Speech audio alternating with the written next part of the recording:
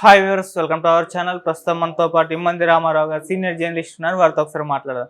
Sir నమస్కారం. Sir నమస్తే బాబు. Sir, తన తల్లి మరణానికి కొడాలి నాని కారణమయ్యాడని చెప్పేసి దుగ్గిరాల ప్రభాకర్ అనే ఒక వ్యక్తి ఆయన మీద కేసు నమోదు చేయడం మనం చూస్తున్నాం సార్.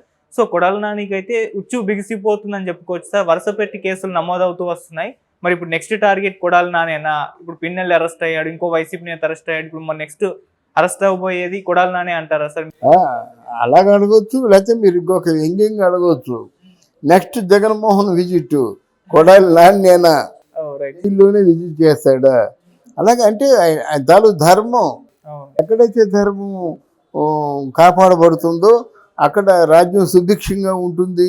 ఇది దేవుడు స్క్రిప్ట్ అని నమ్మినటువంటి జగన్మోహన్ రెడ్డి నెక్స్ట్ కొడాలి నానిని విచారించడానికి తప్పకుండా వస్తాడు అనుకోవాలి. ఎందుకంటే వాళ్ళు ఏమైనా ఆ కళ్ళతో చూశారండి. కళ్ళు నెత్తి మీదకి ఎక్కిపోయి ప్రపంచాన్ని చూడలేదు. ఆ మెల్లో రుద్రాక్షమాలు వేసుకుంటాడండి. రుద్రాక్షమాలు వేసుకుంటే అశుచిగా మాట్లాడకూడదు. ఆ తర్వాత ఏంటంటే బూతులు మాట్లాడకూడదు. ఇన్ని మాలలకు అర్థం ఏంటి? శివం అంటే శివశక్తి తనలో ఉంటుంది. వాళ్ళు చాలా స్వచ్ఛంగా ఉండాలి. అబద్ధాలు ఆడకూడదు, బూతులు మాట్లాడకూడదు, అశ్లీలమైన పనులు చేయకూడదు. అప్పుడే మీకు గురువు గారు ఇచ్చిన రుద్రాక్షమాల మీకు మూలమంత్రం ఉపదేశించి ఇస్తారు. ఎవరికైనా రుద్రాక్ష దాని ఫలితం ఉంటుంది. నిన్న ఎన్నికలు కాకముందు వేసుకునేవాడు ఎన్నికలు అయ్యాయి, ఓడిపోయావు, తీసి పక్కన పారేస్తారు. అది నీకు రుద్రాక్షమాలకి నీకున్న అనుబంధం. అట్లాంటి బూతులు మాట్లాడితే వ్యవస్థ ఏమైపోద్దండి? నిన్ను చూసి ప్రతి ఒక్కడు కూడా బూతులు మాట్లాడడం మొదలుపెట్టాడు. అసెంబ్లీలో కానీ బయట కానీ. ఎవరైనా ప్రెస్ మీట్ పెడతానంటే భయం, ఏ మాట మాట్లాడతాడు? అసెంబ్లీలో భయం, ఏ మాట మాట్లాడతాడు? దానికి కొంచెం ఒక లైన్ ఎక్స్ట్రా వెళ్ళి రోజా బూతులు కూడా యాక్షన్ చేసింది. రోజా ఇష్టం అప్రస్తుతం సందర్భం వచ్చింది కనుక చెప్తున్నాను. కనుక ఈవిడ ఎప్పుడో కొడాలి నాని ఎప్పుడో ఉన్నాడు, లిస్టులో ఉన్నాడు. ఎందుకంటే ఆయన చేయనటువంటి అవినీతి పనులు ఏవీ లేవు. అన్ని అవినీతి పనులు చేశాడు. ఆయన చేయని కబ్జాలు లేవు, అన్ని కబ్జాలు చేశాడు. ఆయన ప్రభుత్వ ఆస్తుల్ని తన సొంత ఆస్తుల్లాగా ఉపయోగించుకున్నాడు. దీనికి కమిషనర్ నోటీస్ ఇచ్చినప్పుడు కూడా దాన్ని లెక్క చేయకుండా 5 ఏళ్ల పాటు తన ఆడిందాట పాడింది పాటగా చేసుకున్నాడు. తర్వాత ప్రభుత్వం తాలూకు ధనాన్ని ఆఫ్టర్ ఆల్ ఒక నిమ్మరసానికి 28 లక్షలు బిల్లు వేశారండి. అది ఎక్కడైనా ఉంటుందా? నిమ్మరసానికి ఎంతమంది వచ్చి ఉంటారు? 1,00,000 మంది వచ్చి ఉన్నారు అనుకోండి. 1,00,000 మంది వచ్చినట్టే 1000 నిమ్మకాయలు సరిపోతాయి అనుకుందాం. ఒక నిమ్మకాయ 10 మందికి అయినప్పటికీనే 1000 నిమ్మకాయలు సరిపోతాయి. 1000 నిమ్మకాయలు ఎంత ఉంటాయండి? మనం 10 రూపాయలు 10 ఇస్తున్నారు. మరి 1000 అంటే 1000 రూపాయలు అవుతాయి, లేదా 2,000 రూపాయలు అవుతాయి. అంతే కదా. ఒక్కొక్క చక్కెర అంటే నిమ్మకాయ రసానికి 28 లక్షల రూపాయలు బిల్లు వేశారంటే వీడు ఎంత మోసం చేసుకుంటాడు అంటే ప్రజాధనాన్ని ఎంత కొల్లగొట్టి ఉంటాడు. క్యాజినో ఉంది. ఆ క్యాజినో ఏమవుతుంది? ఒక్కొక్క పండక్కి కూడా చాలా లక్షలు కోట్ల మీద అక్కడ వ్యాపారం జరుగుతుంది.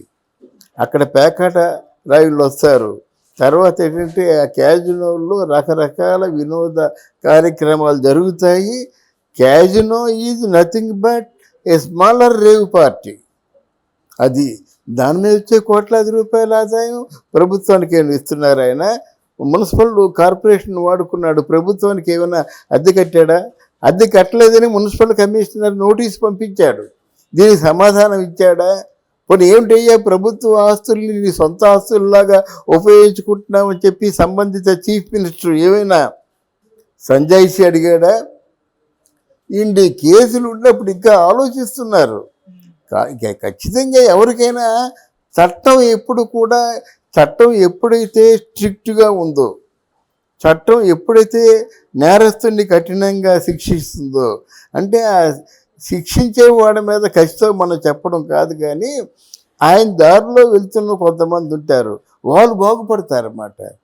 కొడాలి నాని వదిలేసి ఒక మర్డర్ చేస్తాడండి, తిరిగి వచ్చేస్తే ఈ రెండోవాడు కూడా తేలిక అనుకుంటాడు. వాడికి ఏదో వసతులు ఉన్నాయి కాబట్టి తేలిక కావచ్చు, కానీ రెండోవాడికి ఎందుకు తేలిక అవుతుంది? వాడు యావత్ జీవిత కారాగార శిక్షలో కూర్చుంటాడు. వాడి తేలికైంది, వీడి తేలిక కాదు కదా. కానీ సమాజాన్ని నువ్వు పొల్యూట్ చేస్తున్నావు, అది ఆలోచించుకోవాలి.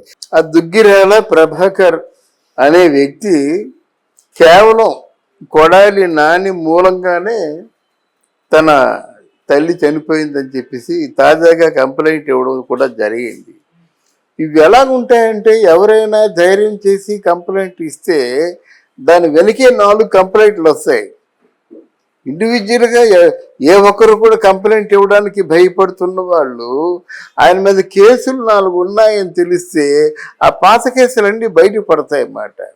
ఈ బయటపడిన పాత కేసులతో పాటు అసలు వీళ్ళు ప్రత్యర్థులుగా ఉన్నప్పుడు, అంటే అపోజిషన్ పార్టీలో తెలుగుదేశం పార్టీ జనసేన ఉన్నప్పుడు వాళ్ళు చేసిన అఘాయిత్యాల మీద ప్రతి ఒక్క దాని మీద కూడా విచారణ జరిపించాలి.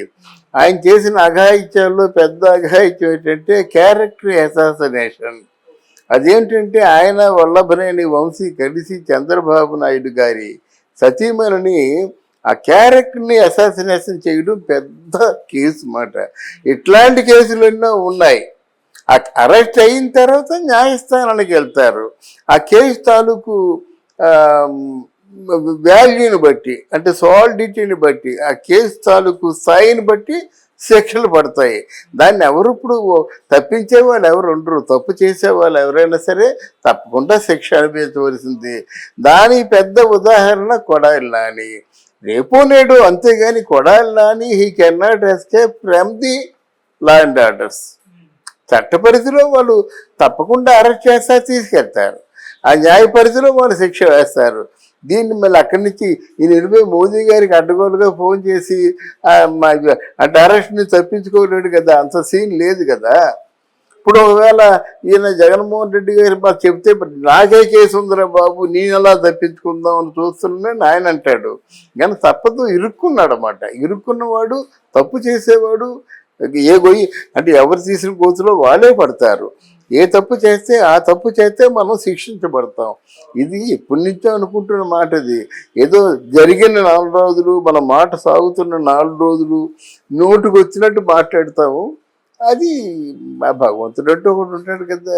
ఎంతమంది ఎన్ని రకాలుగా ఏడ్చారో, ఎంతమంది ఉసురు తగిలిందని కూడా ఆలోచించవచ్చు మాట. కొడాలి నానికి అట్లీస్ట్ మనసు ఉంటే ఎప్పటికైనా పశ్చాత్తాపడి వాళ్ళు చేసే నేరాలకి లోపల పశ్చాత్తాపడినా సరే భగవంతుడు క్షమిస్తాడు. లేకపోతే ఏ భగవంతుడు కూడా క్షమించడు అని చేసిన పని. సార్, వాళ్ళైతే ఇదంతా కూడా కక్షపూరితంగానే పెట్టిస్తున్నారు, కేసులు కక్షపూరితంగానే అరెస్ట్ చేస్తున్నారు అంటున్నారు సార్. ఈ మాట ఇప్పుడు చెప్తున్నారండి. అంతకుముందు మీరు చేసిన పని ఏమిటి? ప్రశ్నిస్తే తల పక్కలు కొట్టారు, ప్రశ్నిస్తే వాడినేమో జైల్లో పెట్టారు, ప్రశ్నించిన వాళ్ళందరినీ కూడా లాక్కుపోయి జైల్లో పెట్టారు. అమరావతి రైతులు ఇళ్లలోకి చొరబడి గంజాయి పెట్టి కేసులు పెట్టారు. భార్యాభర్తలు పడుకున్నట్టయితే వ్యభిచారం చేస్తున్నారని కేసులు పెట్టారు. మీరు పెట్టినటువంటి హింస తక్కువ వాటికంటేనా?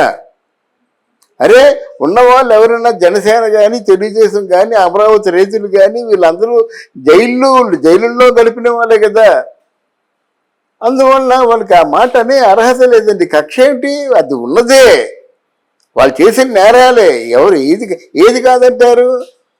ఇప్పుడు అసెంబ్లీలో చంద్రబాబు నాయుడు ఏడవడం అది నిజం కాదా? అలాగే అసెంబ్లీలో వల్లభనేని వంశీ చంద్రబాబు నాయుడు తాలూకు ఆ సతీమణి క్యారెక్టర్ అసాసినేట్ చేయడం నేరం కాదా? దాన్ని కొడాలి నాని సమర్థించడం నేరం కాదా? అదే అసెంబ్లీ అంటే పవిత్రమైన దేవాలయం అన్నది అందరూ చెప్తారు. ఆ దేవాలయంలో బండ బూతులు మాట్లాడడం నేరం కాదా? దాన్ని కనీసం ఒక అధ్యక్ష అంటే ఇక్కడ అసెంబ్లీలో అధ్యక్ష స్థానంలో కూర్చున్నటువంటి ఆ అధ్యక్షుడు తమ్మినేని సీతారాము ఏ రోజైనా సరే ఆయనకి హెచ్చరించారా ఇక్కడ అసెంబ్లీలో అసభ్యంగా మాట్లాడొద్దని? ఆయన నిద్రపోతున్నా చర్చలు జరిగాయి. ఇకపోయినట్టయితే ఆయన పెద్ద మకుటం లేని మహారాజులాగా జగన్మోహన్ రెడ్డి మాట్లాడాడంటే ఆ మాటలను ఎవరైనా ప్రశ్నిస్తే ప్రశ్నించనిచ్చారా?